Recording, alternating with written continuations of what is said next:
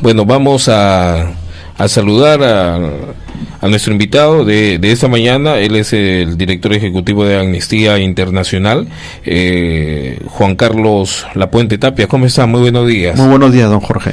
Muchísimas gracias por estar aquí en nuestro programa. Hablar de los derechos humanos involucra muchas cosas, ¿no?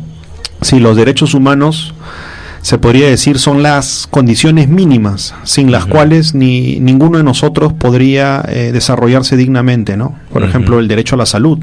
Un niño, si no tuviera el derecho a la salud garantizado, pues prácticamente podría fallecer al momento de nacer. En primer lugar, a la vida, ¿no? El derecho a la vida. De ahí parte de todo, ¿no?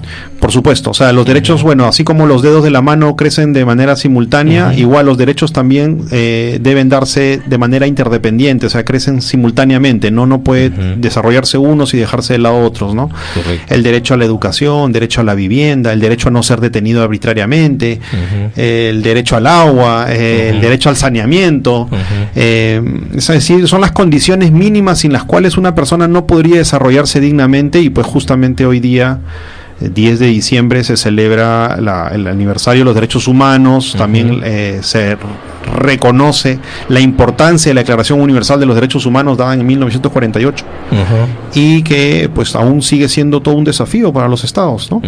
Y en nuestro país, ¿cómo va este tema? ¿Cómo está caminando? Bueno, yo diría que el Estado peruano presenta serios desafíos en materia de derechos humanos.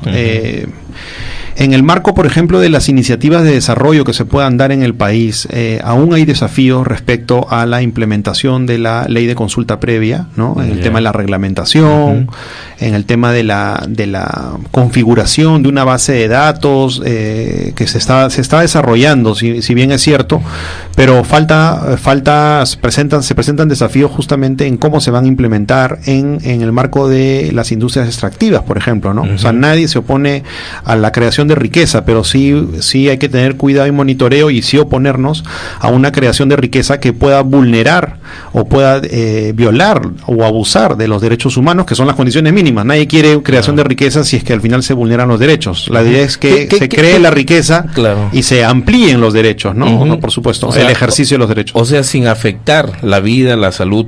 Por supuesto, o sea, la creación de riqueza no puede darse sobre la espalda de algunos, ¿no? La idea es que todos como ciudadanos y ciudadanas podamos contar con los derechos. Entonces, el desafío para todos los profesionales, las gerencias, los legisladores, administradores, es tener como foco principal o como base de nuestro actuar el respeto, la protección y la garantía de los derechos humanos.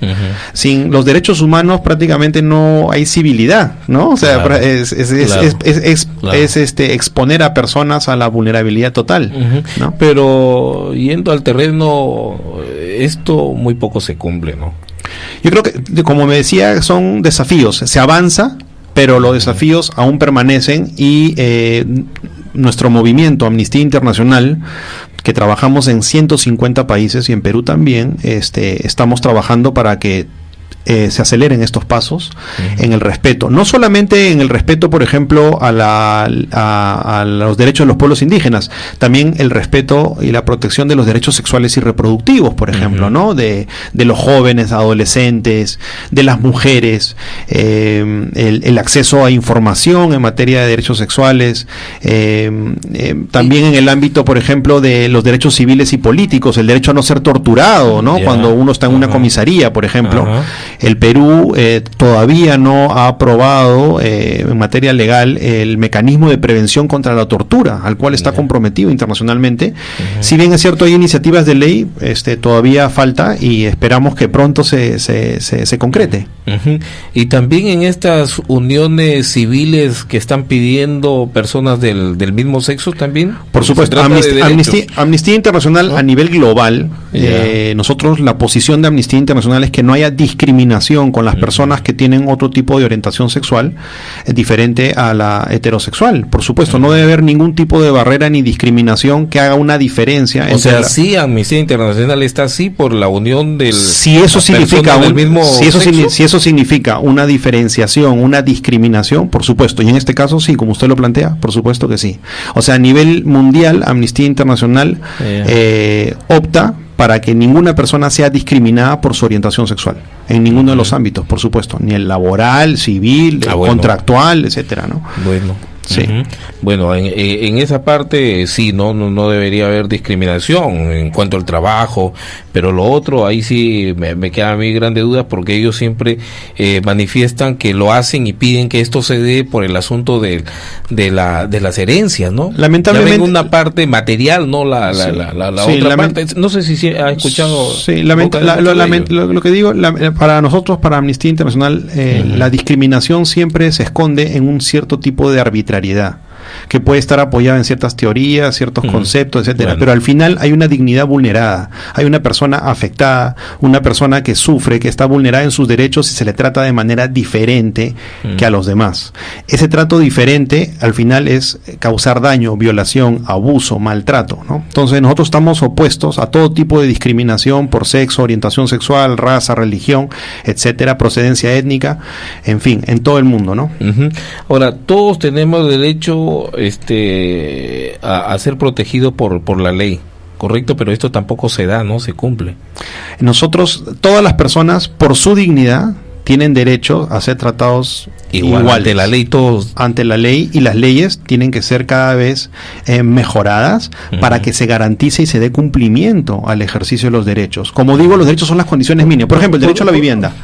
Por ejemplo, el derecho a no sufrir desalojo forzoso en ámbitos rurales en nuestro país. Si en caso hay un proyecto, una infraestructura que se va a crear, hay poblaciones que se les quiere reubicar. A veces se les reubica sin ningún tipo de salvaguarda jurídica, o se les reubica en una zona donde no van a poder tener acceso a colegios, o no van a tener acceso a agua potable, o el usos y costumbres respecto a su economía rural va a cambiar. En cambio, por eso todas las personas tienen derecho a no ser desalojadas forzosamente, tienen que ser desalojadas o reubicadas con unas salvaguardas cuyas condiciones sean mejoradas o iguales que el sitio de origen, por ejemplo, ¿no? Todos los derechos, en el fondo, están respaldando el reconocimiento de que todos somos iguales, tenemos una dignidad, no por mérito, no porque hayamos hecho algo que tiene que ser aplaudido, sino por el hecho de ser seres humanos. Hoy día celebramos el hecho de que por ser seres humanos, nosotros tenemos derecho a unas condiciones mínimas que representen nuestra dignidad.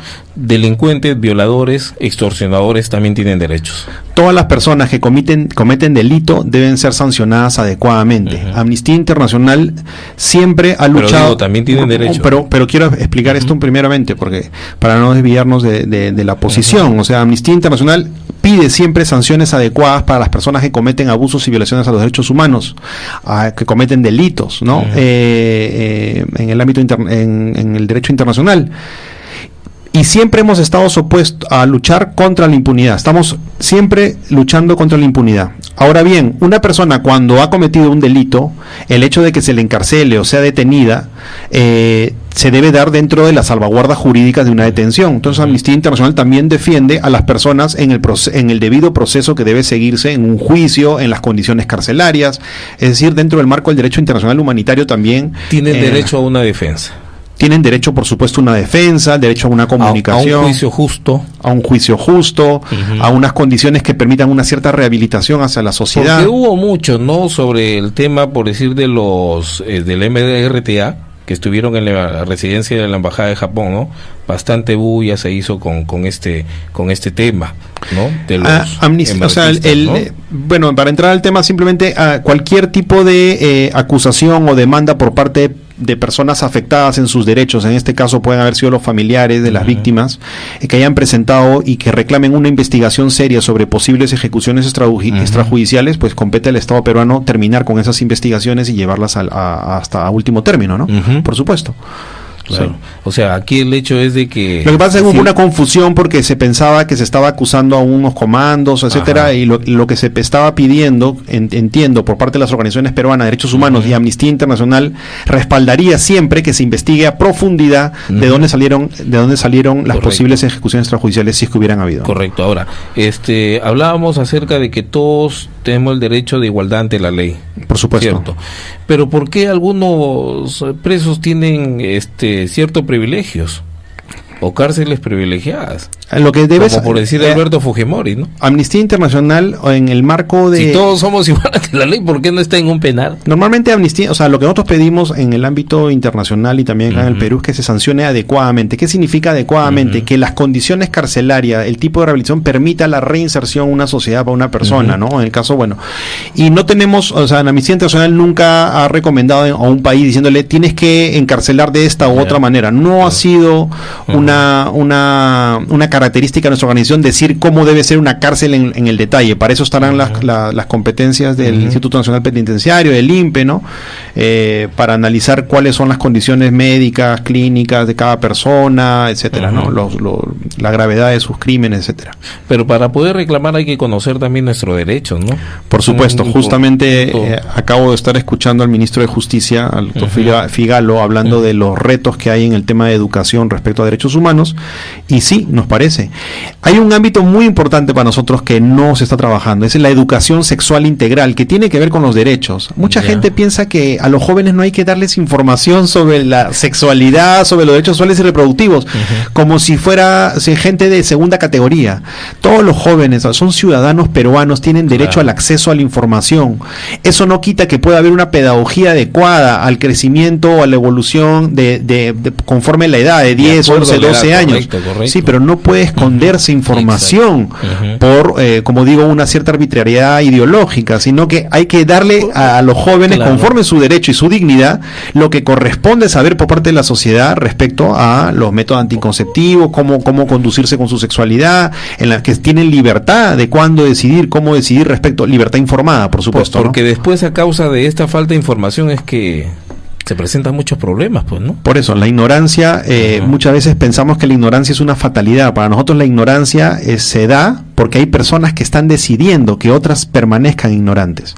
En nuestro país, el reto de la educación en derechos humanos, y como en todas las demás competencias, pero en derechos humanos, que es fundamental, es todo un desafío que el Estado peruano tiene que invertir para poder garantizar una educación en derechos humanos, y quisiera poner el énfasis en la educación sexual integral, que en nuestro país está muy, muy atrasado.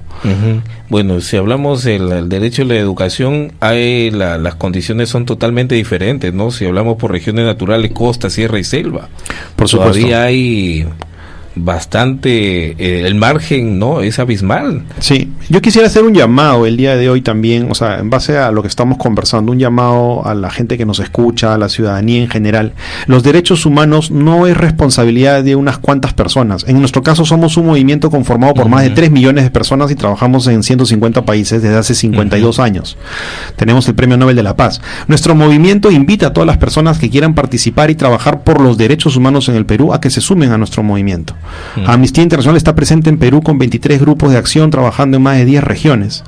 Los derechos humanos es algo que debemos apropiarnos, algo que debemos aprender a cómo reclamarlo, a cómo demandarlo y a cómo vivirlo. Los derechos humanos no son una cuestión teórica. El día de hoy, y permíteme hacer mención, Nelson Mandela, el día de hoy está celebrándose cuando fue, se lamenta el fallecimiento de Nelson Mandela, pero hoy día recordamos también que fue premiado por el Premio Nobel de la Paz.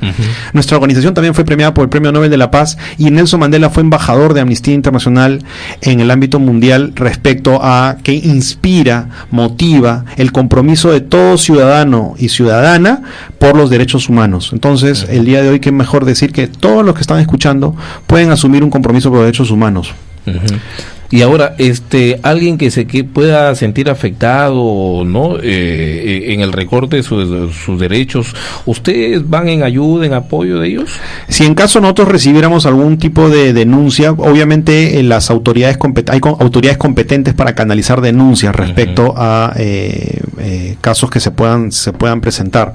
Sin embargo, nuestra organización monitorea el desempeño, observa el desempeño de las instituciones públicas, porque el Estado peruano ha asumido compromisos internacionales para poder impartir justicia, ¿no? Y respetar los derechos, respetar, proteger y garantizar los derechos humanos de la ciudadanía. Entonces, en caso de que haya un incumplimiento o esto, sí, Amnistía Internacional puede tener una observación mayor, con mayor focalización en una entidad que estaría incumpliendo, ¿no? Su papel público. Muy bien, agradecer su presencia y felicitar por el trabajo que vienen realizando en nuestro país y también en el mundo.